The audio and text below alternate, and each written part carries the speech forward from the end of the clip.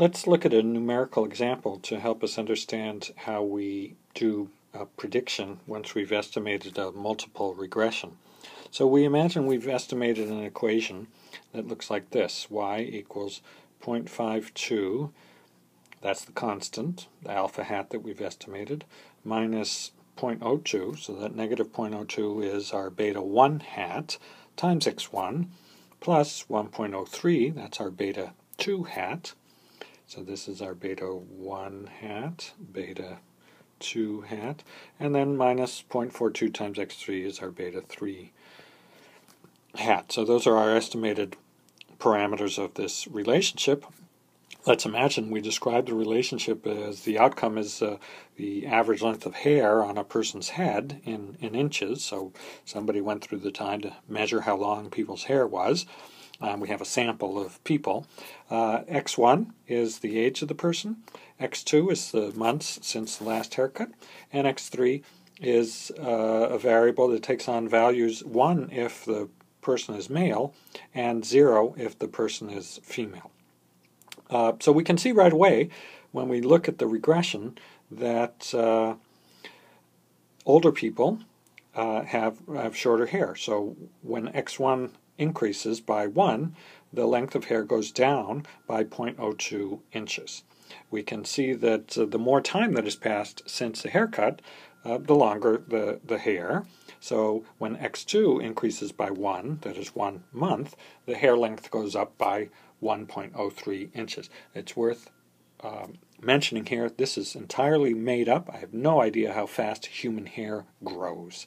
But for our regression, we've estimated it at each additional month leads to an additional inch of hair growth. And then we have a negative relationship between being male, so if X3 is equal to 1, then hair length is 0.42 inches shorter. If X3 is equal to 0, so if it's a female, then 0.42 times 0 is just 0, so that doesn't change the outcome. Female hair is predicted in our regression by their age and the months since the last haircut, without any other changes. We'll talk about these kind of special variables, 0, 1 variables, a little later. For now, we just ask when X3 changes from 0 to 1, y goes down by 0.42 is the way we interpret that.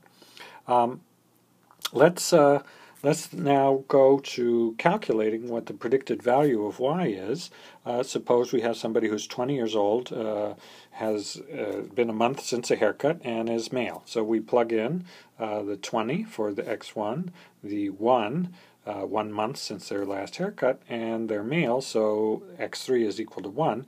So we plug those numbers in, and then we calculate the predicted value of yi.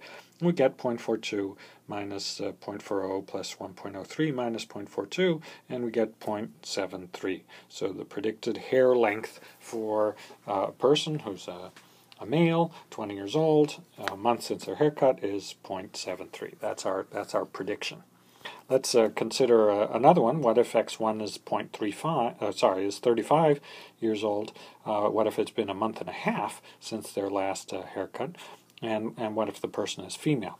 So now we do the calculation. We get the predicted hair length is 1.37.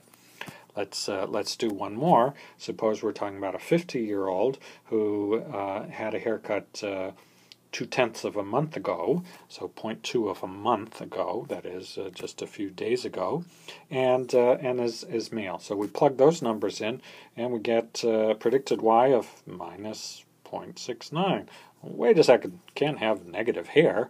And that's one of the limitations of a regression analysis, is sometimes we get predictions that don't make sense.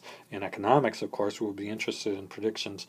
We'll be interested in regressions when the regression makes economic sense. That is, within the range of variables that we have, the predicted values make sense. When we get predictions for things that don't make sense, like negative hair or negative GDP, Then we either are making a prediction outside of the range of data that we have, since we never observe negative GDP. We might have negative GDP growth, but we never observe negative GDP. So that tells us we're making a prediction outside of the range of the data that we observe, or it might prompt us to take another closer look at our data, might lead us to think that we have a variable that's omitted that we should be including in the regression. So doing predictions and that kind of diagnostic can be very helpful to improve our analysis and our regressions.